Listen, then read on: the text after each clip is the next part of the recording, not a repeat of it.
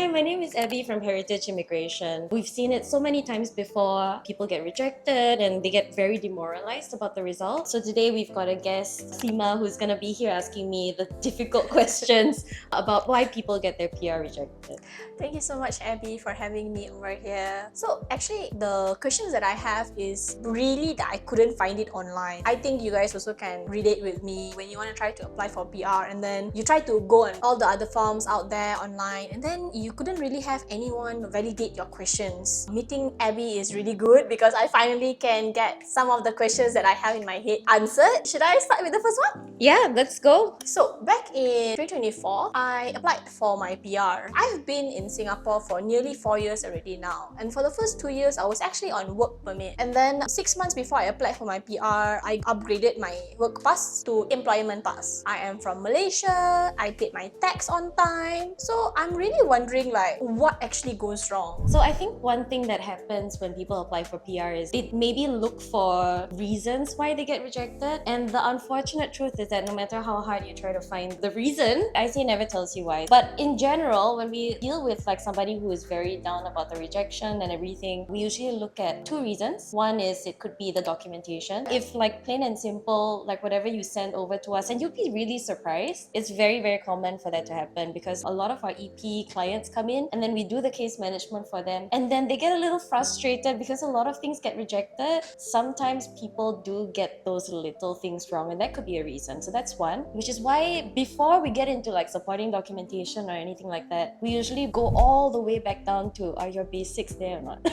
So are the documents, in general, the information that you have, is it all where it's supposed to be? It's so much better for you to be prepared well in advance before you even start the process. Another thing that we've learned over the years is that, and this is also said by Minister Indrani Raja, she said that when you apply for PR, not all applications get assessed the same way. Let's say you're applying via sponsorship, for example, or you're applying via the PTS scheme. It does seem that not every applicant in that scheme is marked against another person, which is why we have our NAII framework in the first place. Okay. So don't care about competing with everyone against a professional like yourself. Reason why is because a 30-year-old professional would not likely be assessed the same way as a professional who is a director in finance. There's a difference. Referring back to just now where you shared to us about the competitors in the industry and then the titles that we have and stuff. So here's my question. Does the industry or the company that you're working in plays a big role in getting your PR approved? One thing that we really encounter with a lot of our applicants, which is they always imagine that there is a perfect profile before they get approved. You might have this image in your mind I need to be someone like this and then I'll get my PR, especially for people who have dealt with rejections in the past. But it's not just the people in those positions that get approved. The main thing that we would be concerned about, it's not so much the company that you're working for, but when you are here in Singapore, what are you doing exactly?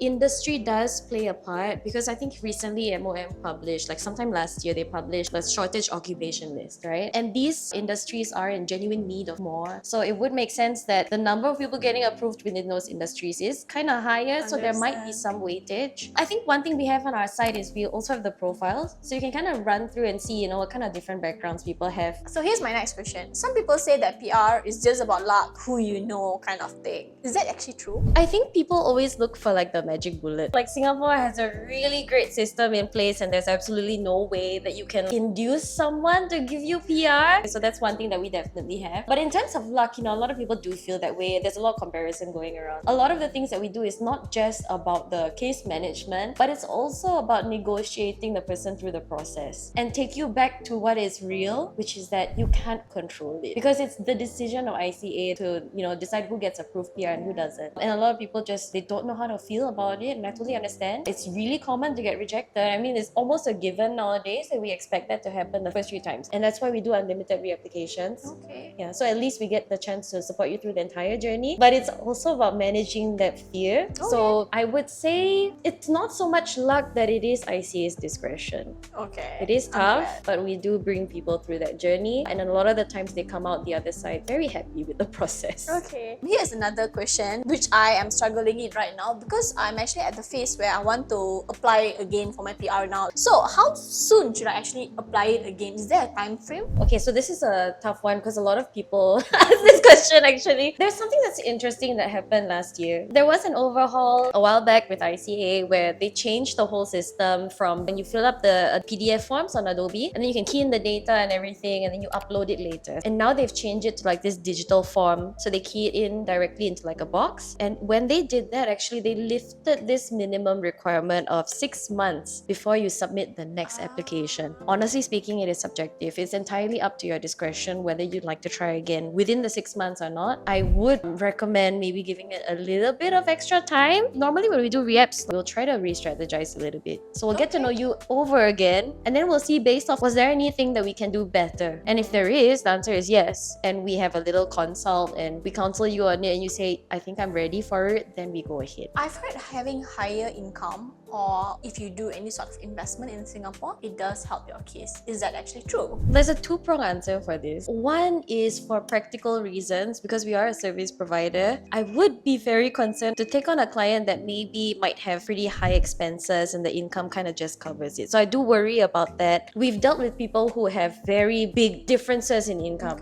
and that still works for PR. It's still fine. The thing about investments and insurance, the reason why I say that it's a little bit tricky is because there has been a lot of hearsay lately that you need like insurance or whatever it is before you apply for PR. Well, that's a really sound thing to do. It's not needed. As long as you can kind of afford your living expenses, you're not in financial trouble. I wouldn't be too worried about it. You know, when we do our documentation, we do include reports together with the application. And that's just to like clarify what you have. So you don't feel pressured that you have to be like this before you can apply for PR. That's great. That's great to know. It's very reassuring. Yeah. I think this is one of the questions that I particularly been looking forward to actually get it validated, and I believe a lot of people who's like tuning in right now also feels the same. So, does races and which country you come from matters, or does ICA have quota? That is a dangerous question. And yeah, I do get it every once in a while as well. And I get why, because like, you know, a lot of the things in Singapore are CMIO models. So it's like Chinese, Malaysian, Indian, others, right? So likely yes, but not quite able to confirm. But in general, like contextually, based on our experience, we do kind of have a gauge of what it's like, right? In terms of nationality, they won't explicitly say, but there is data available about the percentage of people getting approved that come from like Southeast Asian countries, other Asian countries, and other countries. As for the exact distribution, we will not know. And I would not chalk it down to race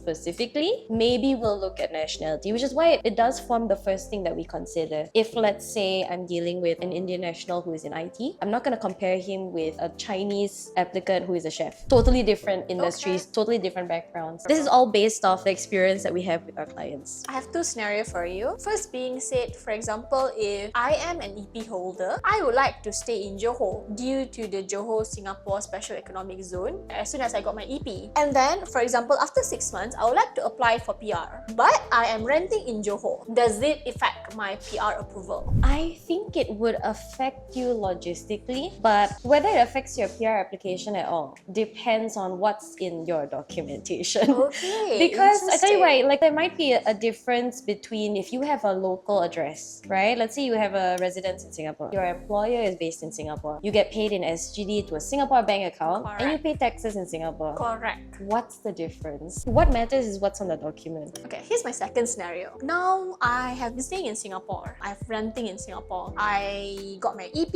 I applied for PR, my PR is approved. And now I think, okay, maybe I want to move to Johor in the Johor Singapore Special Economic Zone because the living scenario there, it's much more bigger. For example, if people who prefer bigger spaces. I moved to Johor, and after 1 or 2 years, I would like to apply for PR because if I'm not mistaken, you have your PR for at least 5 years. Would that affect my renewal chances? Okay, so one thing about residency is it is permanent. So you're right, re-entry permit is the only thing you got to renew. For everyone who is watching, if you don't know what a re-entry permit is, maybe I'll just explain for a bit. Basically, it is the rights to leave the country and then come back and still have your residency status. Permission to re-enter as a PR. When you exit, you come back, you still have the PR status. So if it expires and you leave the country, you lose the PR. When it comes to the re-entry permit, the sensitive one is, like you mentioned, leaving the country. So a little bit, it is kind of the previous question again in terms of like what's what's on the documentation. But there is a real danger because PR is a limited thing. Like, it's heavily priced, and Singapore is very careful about who gets the PR and who doesn't. So if you were to have PR and you were to leave the country, there is a chance that ICE will drop your re-entry permit validity. That usually happens when somebody ends up working overseas. They stop bringing in CPF. The idea behind that would be, are you an active resident or not? They won't immediately like drop it, but you might see something like 1 or 2 year renewal. So you have a year or two to correct this. Whatever you did. Whatever you did, yeah. So correct that, come back to Singapore, maybe do something here, and then they'll reassess again. What are the odds of not renewing your re-entry permit for PR? So I think as long as you're doing the same things that you are doing before you got your PR approved, it should be quite straightforward. I would only be concerned if like there are major life-changing events, like you moved overseas or something like that. Like you that's stop when... working for Singapore company, for example. That's right. So the question is, are you still living like you're a resident here?